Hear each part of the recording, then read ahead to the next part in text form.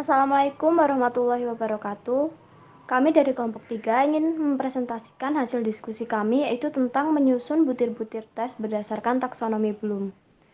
Kelompok 3 beranggotakan saya sendiri, Fadila Fitria Wahyudi, kemudian ada M. Ramadhani, dan ada Elinda Nuha Handaruningrum. Next. Untuk sub pertama yaitu ada taksonomi Bloom revisi. Pada taksonomi lama, kategori-kategori dalam taksonomi lama, taksonomi Bloom ranah kognitif sebelum direvisi mencakup tentang 6 hal. Penjelasan untuk ke-6 hal tersebut diambil dari uraian De Geng pada 2013 halaman 202 sampai 203 dan Turmuzi pada 2013. 6 klasifikasi yang tercakup dalam ranah kognitif adalah: yang pertama ada pengetahuan atau knowledge, yang menekankan pada mengingat apakah dengan mengungkapkan atau mengenal kembali suatu yang telah pernah dipelajari dan disimpan dalam ingatan. Kemudian ada pemahaman atau comprehension, yang menekankan pada pengubahan informasi ke bentuk yang lebih mudah dipahami. Dan yang ketiga ada aplikasi atau application, yang hasil belajarnya menggunakan abstraksi pada situasi tertentu dan konkret. Kemudian yang keempat ada analisis, di mana hasil belajar yang diperoleh pada klasifikasi ini adalah memilih informasi ke dalam satuan-satuan bagian lebih rinci sehingga dapat dikenali fungsinya, kaitannya dengan bagian lebih besar, serta organisasi keseluruhan bagian. Dan yang kelima ada sintesis. Hasil belajar dari klasifikasi sintesis adalah penyatuan bagian-bagian untuk membuat suatu kesatuan yang baru dan unik. Dan yang keenam atau terakhir ada evaluasi atau evaluation. Hasil yang diperoleh adalah mempertimbangkan tentang nilai dari sesuatu untuk tujuan tertentu. Next. Nah, ini untuk ringkasan perubahan dari taksonomi Bloom, yaitu nama-nama dalam taksonomi Bloom mengalami perubahan dari nama dengan kata benda ke nama dengan kata kerja. Perubahan tersebut dapat dilihat pada bagian ini. Dalam taksonomi revisi aplikasi, analisis dan evaluasi dipertahankan, tetapi dalam bentuk kata kerja, seperti menerapkan, menganalisis, dan mengevaluasi. Sintesis berubah tempat dengan evaluasi dan berganti nama mencipta. Pada buku Cradwell 2002. Next. Nah, untuk perbandingan taksonomi asli dan taksonomi revisi bisa dilihat pada tabel itu ya teman-teman.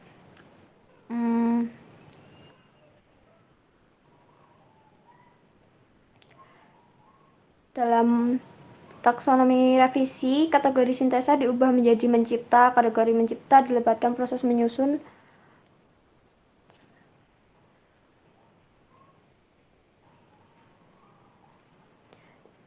pengetahuan. Ada struktur taksonomi asli dan struktur taksonomi revisinya, yaitu bisa dilihat dari sini.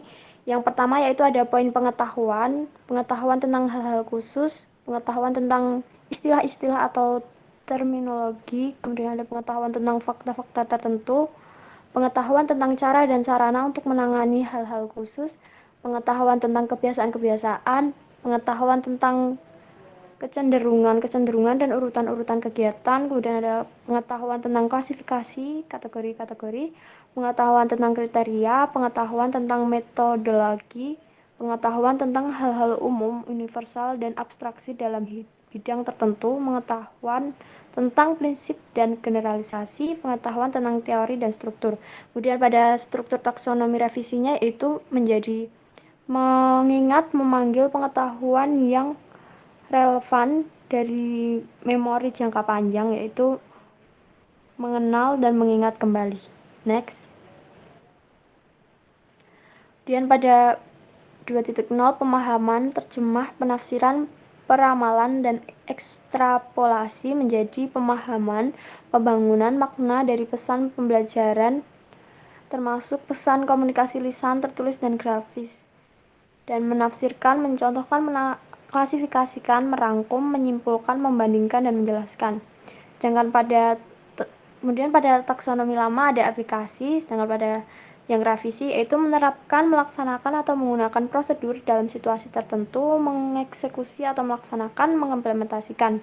pada taksonomi lama yaitu ada analisis unsur, bagian-bagian, analisis saling hubungan, analisis prinsip-prinsip terorganisasi, sedangkan pada taksonomi revisi yaitu menganalisa, memilah materi menjadi bagian-bagian penyusunan yang mengenali saling hubungan antar bagian dan hubungan antar bagian-bagian dengan struktur atau tujuan secara keseluruhan, membedakan, mengorganisasikan, dan mengatribusi.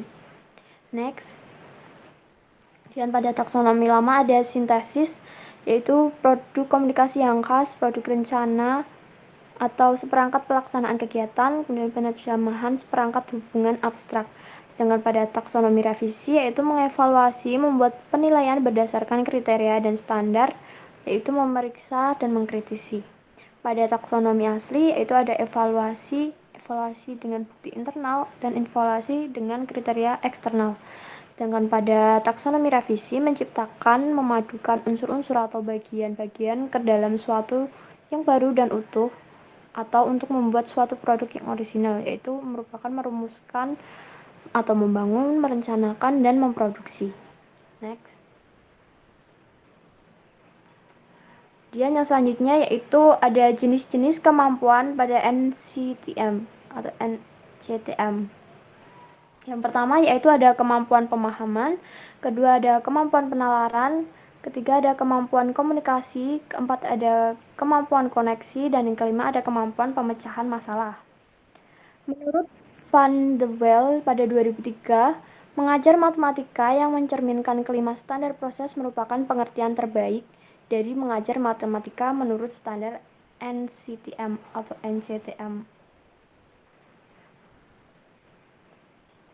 Yang pertama yaitu ada kemampuan pemahaman. Sebentar.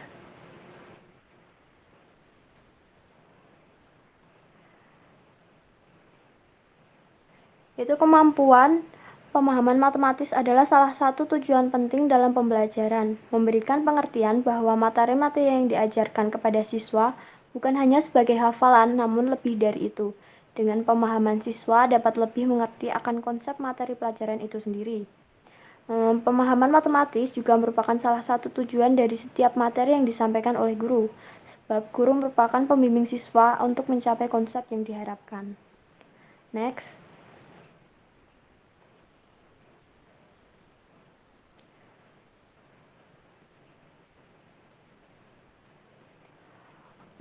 Untuk sebelumnya yaitu ada pendapat dari Meissner bahwa untuk memahami suatu objek secara mendalam, seseorang harus mengetahui 5 hal, yaitu diantaranya ada objek itu sendiri, relasi dengan objek lain yang sejenis, relasi dengan objek lain yang tidak sejenis, relasi dual dengan objek lain yang sejenis, dan relasi dengan objek dalam teori lainnya. Nah, selanjutnya ada jenis pemahaman atau jenis kemampuan pemahaman. Menurut Maulana pada 2011 yaitu sebagai berikut. Yang pertama ada Polya, yaitu membagi kemampuan pemahaman menjadi 4 tahap. Keempat tahap pemahaman tersebut menurut Polya adalah yang pertama pemahaman mekanikal, yang kedua pemahaman induktif, yang ketiga pemahaman rasional, dan keempat pemahaman intuitif. Selanjutnya pada Polaczek membagi pemahaman dalam 2 jenis, yaitu yang pertama pemahaman komputasional dan pemahaman fungsional. Kemudian pada Copeland membedakan 2 jenis pemahaman, yaitu yang pertama knowing how to, yaitu dapat melakukan sesuatu perhitungan secara rutin atau algoritmik, dan yang kedua yaitu knowing, yaitu dapat mengerjakan suatu perhitungan secara sadar. Nah, yang terakhir yaitu ada scam, yaitu membedakan menjadi 2 jenis pemahaman. Yang pertama yaitu pemahaman instrumental, yang kedua yaitu pemahaman rasional. Next. Nah, selanjutnya yaitu ada aspek pemahaman. Terdapat beberapa aspek yang harus termuat dalam kemampuan pemahaman. Menurut Kurniawan pada 2009 terdapat 7 aspek yang harus termuat dalam kemampuan pemahaman. Yang pertama yaitu ada interpreting atau menginterpretasikan atau menafsirkan, yaitu suatu kemampuan untuk menafsirkan suatu objek yang diawali dengan proses perubahan representasi yang satu ke representasi yang lainnya. Kemudian yang kedua yaitu ada exemplifying atau kemampuan memberikan contoh khusus dari suatu konsep yang umum. Yang ketiga ada classifying atau kemampuan mengklasifikasikan, yaitu terjadi ketika seseorang siswa merekognisi suatu contoh atau kejadian menjadi suatu konsep tertentu. Mengklasifikasikan merupakan proses yang dimulai dengan pemberian sebuah contoh khusus kepada siswa yang kemudian mendorong siswa untuk menemukan sebuah konsep umum.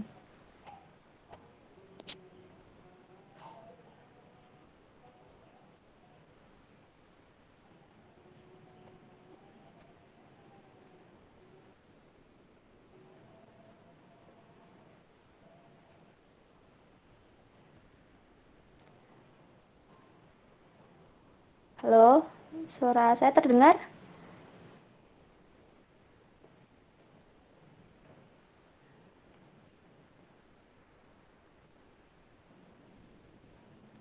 Baik, saya lanjut untuk yang ke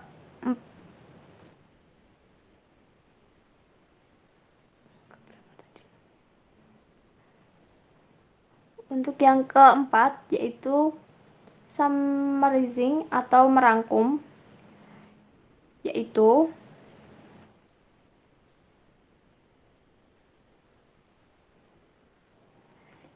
terjadi ketika siswa memberi kesan atas sebuah statement tunggal yang mewakili suatu informasi yang disajikan.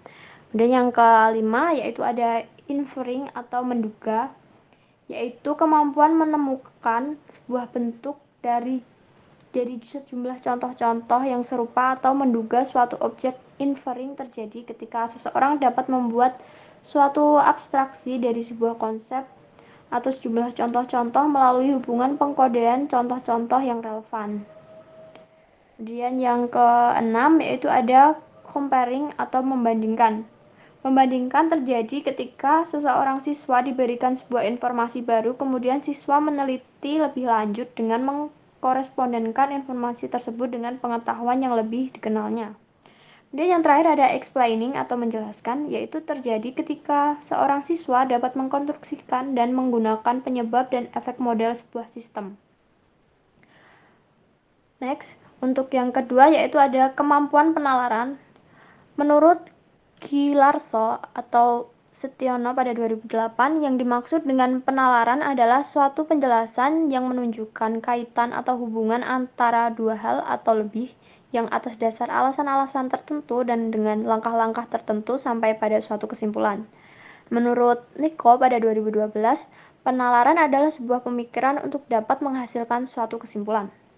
Next. Ada dua jenis kemampuan penalaran. Yang pertama yaitu kemampuan penalaran induktif dan kedua kemampuan penalaran deduktif.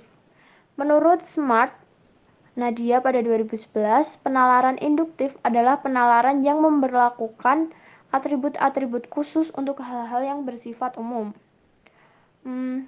Penalaran ini lebih banyak berpijak pada observasi inderawi atau pengamatan atau empirik.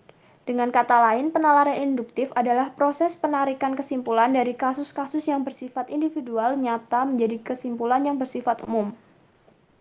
Inilah alasan eratnya kaitan antara logika induktif dengan istilah generalisasi. Kemudian yang kedua yaitu ada penalaran deduktif. Menurut Maulana pada 2006 halaman 29, bahwa kebenaran suatu pernyataan haruslah didasarkan pada kebenaran pernyataan-pernyataan lain. Dalam penalaran deduktif, kebenaran setiap pernyataan harus didasarkan pada pernyataan sebelum yang benar.